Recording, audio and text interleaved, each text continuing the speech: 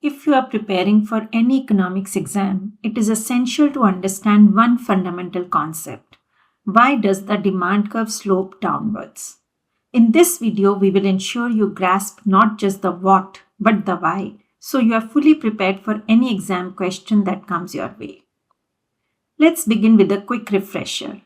The demand curve shows the relationship between the price of a good and the quantity demanded, assuming all other factors remain constant, also known as ceteris paribus. And yes, the demand curve usually slopes downward from left to right. But why?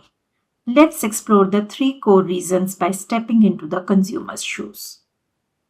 First reason, the law of diminishing marginal utility. As a person consumes more units of a good, the extra satisfaction or utility they get from each additional unit begins to fall. So, why would a consumer buy more? Only if the price goes down. Imagine eating ice cream on a hot day. The first scoop, absolute delight. The second, still enjoyable. By the fourth or fifth, you are just eating it because it's there, not because you are craving it anymore. Consumers expect to pay less for additional units because they value them less. So unless the price drops, you are unlikely to keep buying more. This is what creates the inverse relationship between price and quantity demanded. Therefore, the law of diminishing marginal utility is considered one of the core reasons of a downward sloping demand curve. I hope that it's clear. Next is the income effect, which explains how price changes affect our real income. When prices fall, you can buy more with the same income. Your purchasing power increases and suddenly you feel like you can afford a little more. Let's say you have $20 for food. A sandwich costs $5, so you can buy 4 sandwiches with $20. But let's say that the price drops. Now the same sandwich costs $4.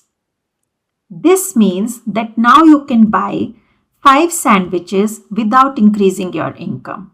You feel richer here, and your buying behavior changes accordingly.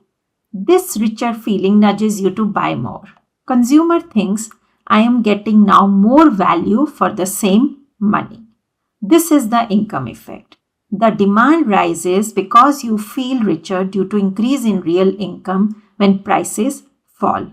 And this is what leads to the inverse relationship between price and quantity demanded, the downward sloping demand curve. Before we move to the third reason, this is another important clarification I would like to discuss with you. Many students confuse income effect with income demand. Let's make sure that you don't do. Let's understand taking one example. Sandwich is cheaper, you buy more sandwich. This is income effect. But let's say you get a salary raise. You upgrade from sandwich to a gourmet salad because you think, now that I earn more, I deserve better food. This is income demand. The income effect refers to a change in quantity demanded due to a change in real income, which happens when the price of a good changes, making consumers feel richer or poor, even if their money income stays the same. Income demand, on the other hand, refers to a change in demand due to change in nominal income, the actual amount of money a person earns, which can lead to shift in demand for goods overall, especially normal or inferior goods. This is what you must have learned when you study factors affecting demand and types of demand. Remember not to confuse these two terms and make the mistake of using them interchangeably in the exam. You would unnecessarily lose marks. Pay attention to these terms while preparing for the exam. Now let's look at the third reason, which is substitution effect. We know that substitute goods are those goods which can be substituted for each other easily. For example, Pepsi and Coke. Now, if one good becomes cheaper than its substitute, consumers switch to the cheaper good, as consumers always look for value for money. This is known as substitution effect. Let's say that you usually buy Pepsi for $30. but now Coke is on sale for $20. Even if you prefer Pepsi, you switch to Coke because it offers similar satisfaction for less. So when a good's price drops compared to its alternative, demand for that good rises because we would rather switch than overpay.